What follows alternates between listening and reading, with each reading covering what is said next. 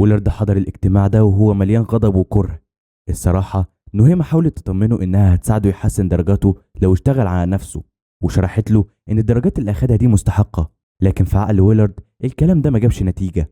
خرج من الاجتماع وهو حاسس بالإهانة، وإن المدرسة دي عمرها ما هتفهمه ولا هتقدر وجوده. ده من وجهة نظره طبعا. في اللحظة دي الولد قرر ياخد الموضوع لمنحنى خطير. ويلارد كان مصاحب زميل ليه اسمه جيرمي جودل، عنده برضه 16 سنة. الاتنين صحاب وبيثقوا في بعض جدا، وواضح ان ويلارد شارك خطته المجنونة دي مع جيرمي. قعدوا سوا يتكلموا في السر، وبدل ما واحد فيهم يعقل التاني الاتنين شجعوا بعض على فكرة التخلص من المدرسة. تخيل اتنين مراهقين قاعدين يخططوا لجريمة قتل كأنهم في فيلم. بدأوا يفكروا هيعملوا ايه وهيخلصوا عليها امتى وازاي، واستقروا على انهم ينفذوا الجريمة في نفس اليوم ده بالليل بعد ما تخلص مشوارها اليومي. وفي الليل 2 نوفمبر 2021